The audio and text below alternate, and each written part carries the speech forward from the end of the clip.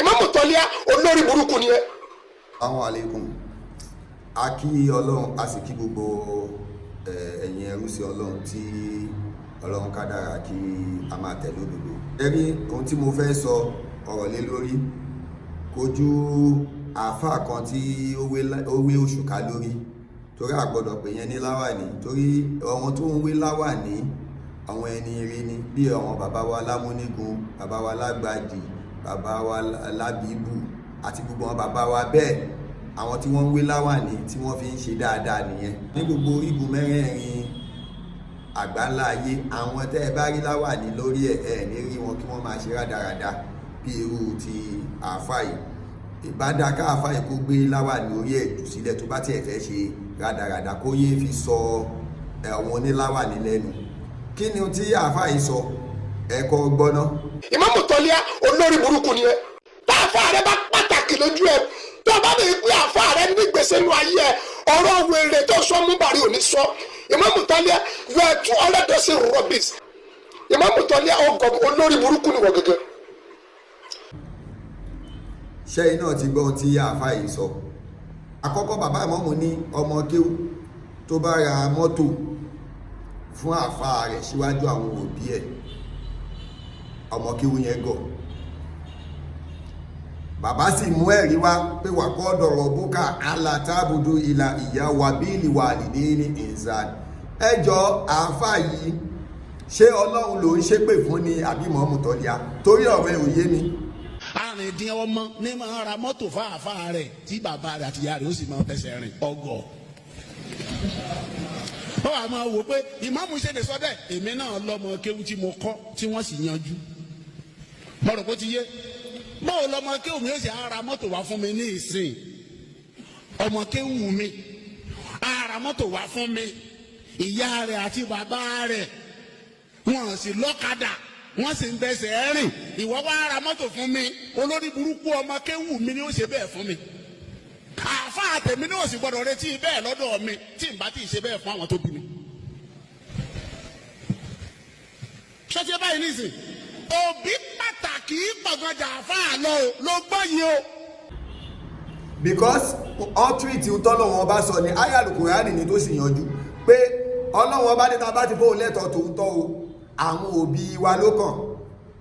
Àbí ṣe bí tọ́lọ́wọ́n bá sọ ní jọ kí wá ní pírọ́blẹ̀mù ẹ? Gbogbo ìṣà ń fẹ́ fi ìmọ̀ọ́mù Ògbómọ̀ṣọ́ ìṣàfẹ́ máa fi cash out, ó sì wé láwàní sórí, gbogbo ayé ẹ wá rí dáadáa.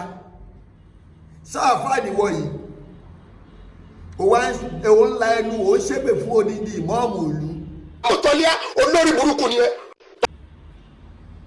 Ìgbà tó jẹ́ nowhere to be found ní ẹsẹ̀ à ń fẹ́ jẹ́ pé kọ́ yé sámọ̀ yìí lọ́rùn ọyàn, ṣé bọ́ ṣe wá mọ̀yàn ní gbogbo jákujàku tẹ́ ṣe.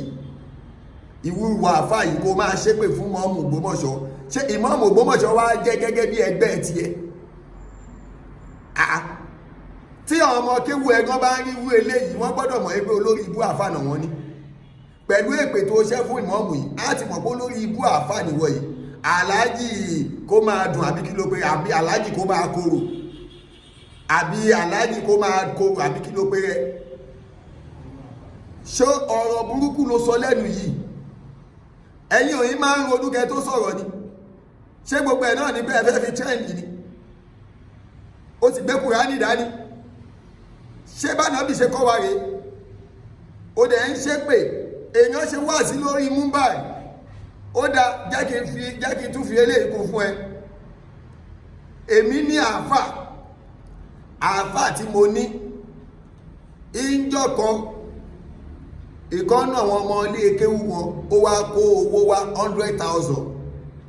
Àáfàá wa Sheikh Muhammad Muhibudin Ajani Ọbalayọ̀dé, wọ́n wá kó 100,000 wá fún àáfàá wa náà. Nígbà tó kó owó náà dé, kí eléyìí ṣe pé bóyá àròsọ o, àáfàá náà sì ń bẹ láyé o, kò dẹ̀ sí ohun tó máa ṣàfáà mi, Ọlọ́run á túbọ̀ bá mi gùn wọ́n lẹ́mìí àti gbogbo àwọn àfáà mi bẹ́ẹ̀. Nígbà tí wọ́n wá ọmọ yìí tó kó 100,000 wá wípé àáfàá òun rí owó báyìí, òun wá ní kó ń wá fún yín ní inú bísínẹ́sì tó ń ṣe. Àáfàá wá béèrè lọ́wọ́ ọmọ náà yìí pé àwọn òbí ẹ̀ kọ́. ó láwọn òbí wọn àmì kan kìíní kan ǹjẹ́ o ti lọ rí wọn ó lóun èrí wọn àfáwà wa ní kọ́kọ́ lọ rí àwọn òbí ẹ̀ náà àfáwà ló sọ bẹ́ẹ̀ o wọ́n ní kọ́kọ́ lọ rí àwọn òbí ẹ̀ náà kó tó wá rí èmi ọlọ́bàjẹ́ ó bàjẹ́ fàfà Sheikh Muhyiddin Ajanamu Alayande wọ́n á tún máa wá sọ fún àwa nílé kéwú wípé ẹ̀yin ọmọ yìí ẹ tọ́jú àwọn òbí yín ẹ tọ́jú àwọn ìyàwó yín mi ò sọ pé kẹ́ má tọ́jú mi gbọ́ọ̀rọ̀ ẹgbẹ́ ìkímọ̀ wọ́n ní ẹ tọ́jú àwọn ìyàwó ẹ tọ́jú àwọn òbí yín méjèèjì ẹ tọ́jú àwọn ìyàwó yín mi ò sọ pé kẹ́ má tọ́jú mi ìyẹn túmọ̀ sí pé wọ́n kọ́kọ́ fi àwọn òbí wa síwájú wọ́n fi ìyàwó wa tẹ̀lé ká tó ṣẹ̀ máa wá rántí ìwọ irú yìí lọ́mọ kí ó máa gbé mọ́tò dé tẹ́ máa ní kò ní gbé mọ́tò yẹn lọ́mọ́ lọ́mọ kí ó máa dé tẹ́ máa ní kò ní gbà tó máa kówó dé tẹ́ máa ní owó yẹn kéré irú yìí lẹ́ máa fẹ́ ṣe mọ́lúdì tẹ́ máa ní ọmọ kí 1 million ló gbọ́dọ̀ dá tẹ́ máa tún bá tó tí ó bá dá 1 million yẹn ń ṣépè fún ẹ ní kálùbáríkà kúrò ẹ̀yin lẹ́yìn pálùbáríkà ni ṣẹ́yìn lọ́lọ́run tí pálùbáríkà ni so ẹ̀yin àfáà yìí ẹ má máa dójú ti ra yín lórí social media mọ́ tí kéwú bá ti sọnù lọ́wọ́ yín ẹ lọ wá nǹkan míì ṣe ó dẹ̀ bẹ̀rẹ̀ sí ní ṣépè àfáà èmi ò máa rí o aláàjì kó máa gbádùn àbí kí náà pé ẹ nǹkan ṣe yín lọ́pọ̀ lórí yín ti dàrú bẹ́ẹ̀ ṣe sọ pé orí bàbá àmọ́ Ògbómọ̀ṣọ́ dàrú orí yín ló dàrú orí yín ni ò pé ẹ̀yin ẹlẹ́bọ ẹbọ wèrè tẹ́ ń ṣe kiri tó bá ti wá ń tó àṣírí yẹn ẹ máa wá wíwọ́rọ̀wọ́rọ̀ èèyàn tú ayé Al-Qur'ani pé wà kọ́ dọ̀rọ̀ búkà látàbùdù ìlà ìyàwó bílì wà lìdé ní ìzà ṣe bá ayé Al-Qur'ani ni ṣó takò ni àti ṣe bí ohun tí Kùránì bá sọ ni wọ́n máa sọ àbá aláàjì wèrè aláàjì kó máa ṣòfò tó gbé rẹ̀ ní kó máa gbádùn àbí kí ló gbé rẹ̀ nǹkan ṣe ẹ́ lọ́pọlọ o aláàjì nǹkan ṣe ẹ́ lọ́pọlọ ta ló rọrùn ìwẹ̀ ìlàjì o ti fàájì ẹ̀ jóná ìwà èmi ò mọ̀ ẹ́ rí o mi ì mọ̀ ẹ́ rí rárá àmọ́ pé kó máa wá tako ẹni tọ́lọ́run gbà fún kó máa wá tako téèyàn kan sọ yẹn orí ẹ̀ ò pé ṣé bó máa mú àyà tí ó máa mú àdísì tí ẹ jáde wàá mú àdísì tí ẹ jáde wàá mú Kùránì tí ẹ jáde tó báàkì ẹ kò kàn ẹ́ náà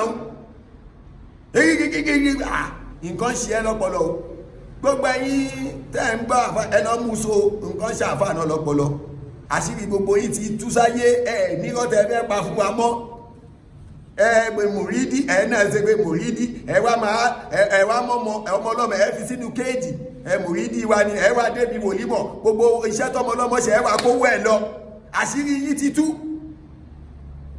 ọmọ fẹ́ sóríire máa wá gàgàgà wá jókòó síbẹ̀ ní ẹ̀yin lẹ máa kó gbogbo owó lọ iṣẹ́ tọmọ ọlọ́mọ ṣe àṣírí yìí ti tú kọ́ máa tọ́jú òbí ẹ̀yin ni kó máa wá tọ́jú nǹkan ṣe yín o tí nǹkan ò bá ṣe yín lọ́pọlọ ni o ní jáde kó máa sọ wórówóró ìwà àfọ́ òpònú ọ̀dẹ̀ ayérádà yìí ó yẹ lọ́pọ̀ láwà ní ìdánù kó yẹ dọ̀tí láwà ní àwọn tó ń wé láwà ní àwọn èèyàn rẹ ni wọ́n àwọn olóríire ẹ̀dá ní ń wé láwà ní tí èèyàn á máa wé tínú èèyàn á máa dùn tó o bá rẹni tó ń wé láwà ní gidi inú á sì máa dùn pé àwọn èèyàn rẹ wà á sì máa pọ́n wọlé ṣé wọ̀nyí jẹ o ní ìsìn pẹ̀lú láwà ní tó fi ṣèṣekúṣe yìí ní ìsìn kí náà mọ ojú wo náà máa fi wọ̀ wọn tó kù. olórí burúkú ni wọ́n kẹ́ Ìmáàmù Tọ́líà olórí burúkú ni ẹ.